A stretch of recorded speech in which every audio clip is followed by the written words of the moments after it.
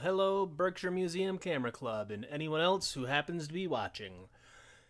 Today we're going to start the first of a series of little tricks that you can do in Photoshop. And today's trick is making what looks like wooden tiles, like what I've got here, starting out with nothing. Getting started, the first thing I want to do, of course, is create a new document. The size doesn't matter, but I've got 1400 by 1400 pixels, RGB color mode, and I'm going to choose a black background. Creating a new layer, the little plus down here. I'm going to choose my paint bucket tool, and my foreground color I want to make sure is a mid-gray. It doesn't have to be exact 50% gray, but as close to that as you can get easily. I'm going to fill that layer in with this gray and choose my move tool. While holding shift, I'm going to click on this pin and drag. So I'm only resizing the height, and I want to get it to 1/3 because we're going to have 3 tiles. And if I double click on the thumbnail in the layers panel, it brings up this layer style window.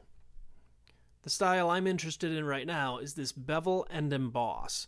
When I click here, you'll see we now have highlights and shadows going around our tile, making it look a little bit 3D.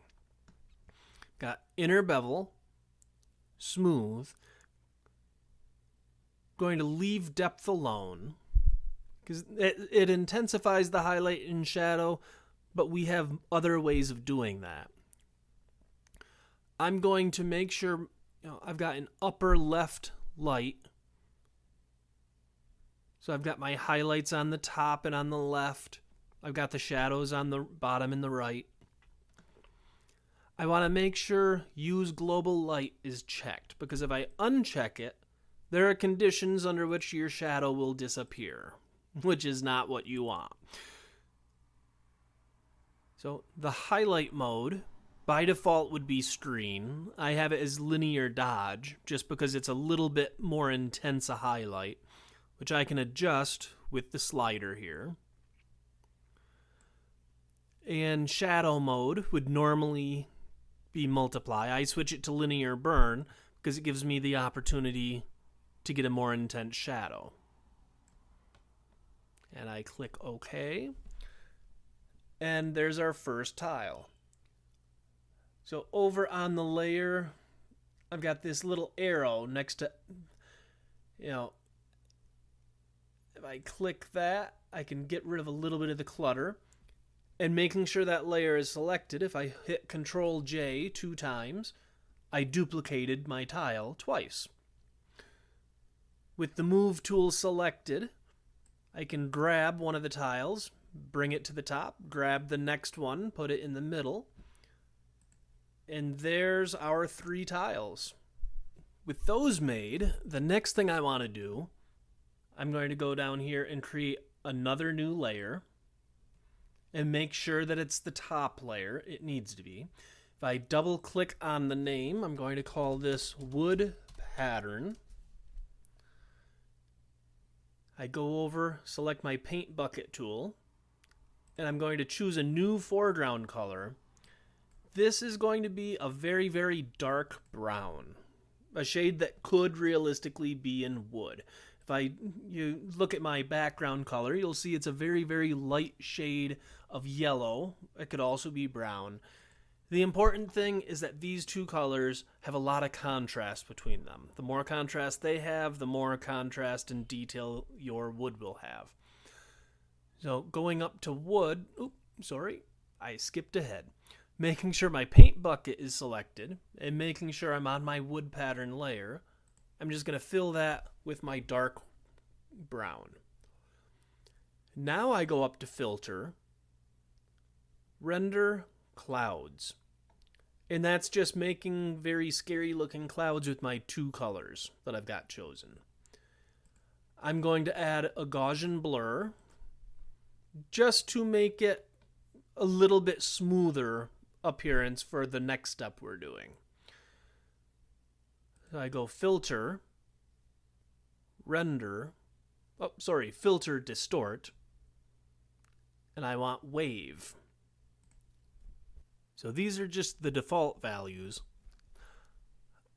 I'm going to start by increasing the number of generators, because otherwise we're not going to see any difference whatsoever when we're changing the other values. So starting from the bottom of the form and working our way up, we've got vertical and horizontal scale. I want vertical all the way down as low as it goes. I'm going to leave horizontal right where it is. Go up to amplitude, minimum and maximum. I want the maximum a little bit more than half. You can see this is not looking right. And the reason for that is undefined areas, we want to make sure wrap around is selected. So our minimum amplitude we can increase a little bit, although that's not really that important a number just yet. Wavelength maximum, I'm going to put right about where we had the amplitude maximum. Doesn't have to be exact because this is just going to be putting things where they look right to us. The minimum wavelength, though, I do want to make sure is high enough to avoid certain distortions that we get if it's too low. But this should be high enough. We'll see the difference in just a moment when we change the number of generators. Basically, if you go all the way to the left, things are way too smooth. You go all the way to the right, things get way too busy. So we want to start lowering it until things begin to suddenly snap the way we want. This is looking a little bit more like wood. So now I can get a better idea when adjusting the other numbers roughly where I want things to be.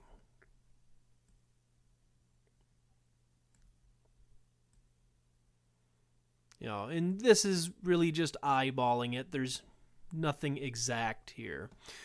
And if I click randomize, it's just going to give me different patterns I can choose from. When I find one I like, I rather like this one, I'm going to click OK.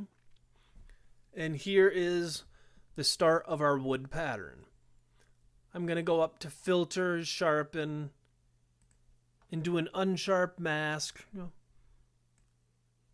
Just to bring things out a little bit more. It doesn't have to be any super sharp, but I do want a little bit more detail in there. I'm going to go filter, noise, and I'm going to add just a little bit.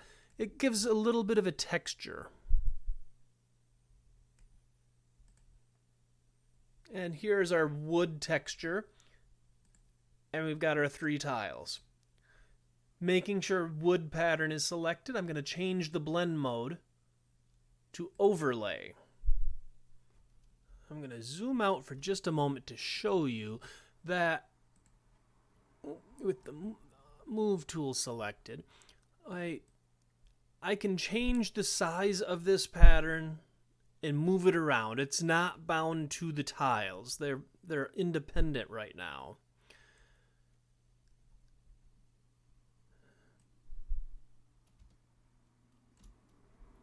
I get it the way I want it, and click the check. And that's where I'm going to be at for right now. So I can also come down here and create new fill or adjustment layer. If I choose Q in saturation, you can see I can make adjustments, here. Lighter, darker, what I want right now is to choose colorize. So I can adjust the hue of my wood, make the other changes I want to it, get it looking just the way I want it. And in the layer tab, you can see the before and after. But right now,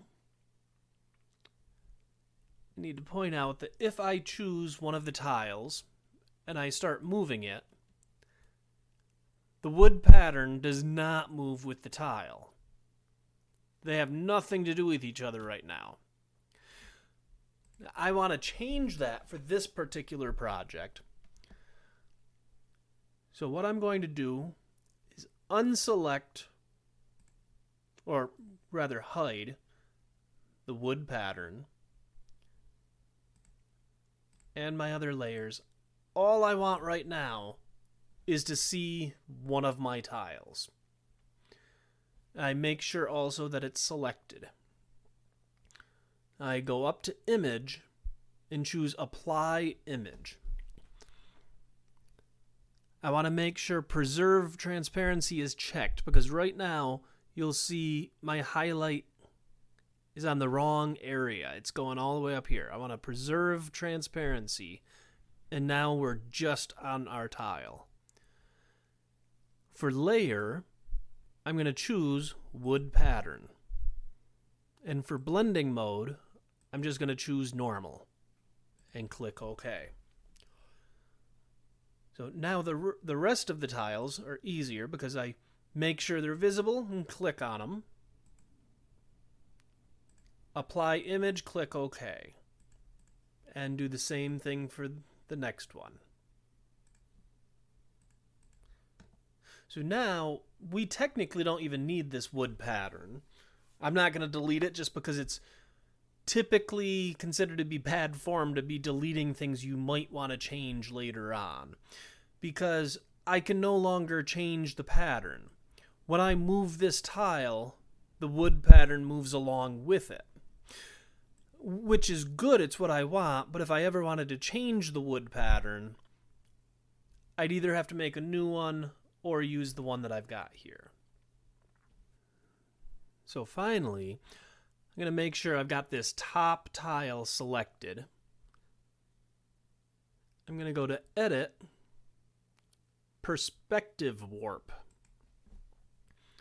Now you start out with Layout.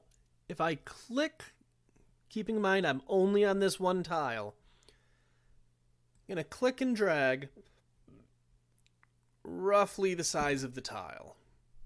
And now we've got these 4 pins I can grab on. I'm going to choose Warp. And now when I choose one of these pins, I pull it just a little bit. And maybe I'll pull this other one up the other way. I click the X. I can see it's a little bit skewered from where the other tiles are. In fact, I'm going to bring it down just a little bit as well.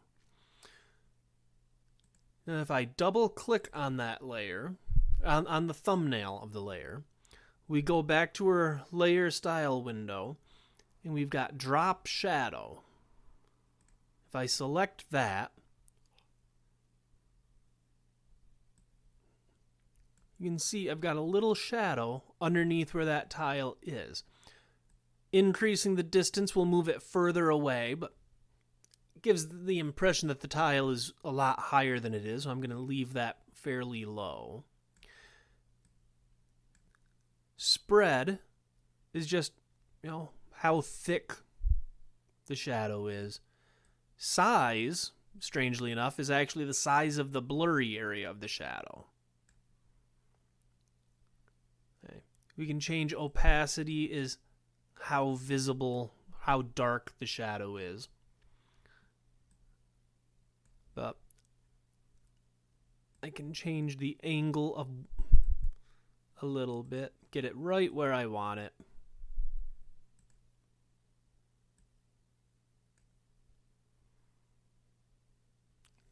And click OK.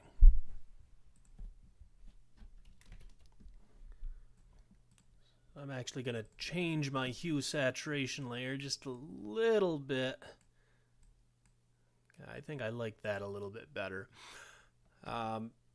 Do keep in mind that on one of these tiles, if you didn't like the direction it was going, you can rotate it, and your highlight's going to stay on the top, the shadow's going to stay on the bottom. whereas the pattern itself will be what's rotating. But I think that's it for today. Next time around, we will be doing bricks, or a brick wall, I believe. If you have any suggestions for what you would like to see a tutorial on, please leave a comment down below. And until then, stay creative.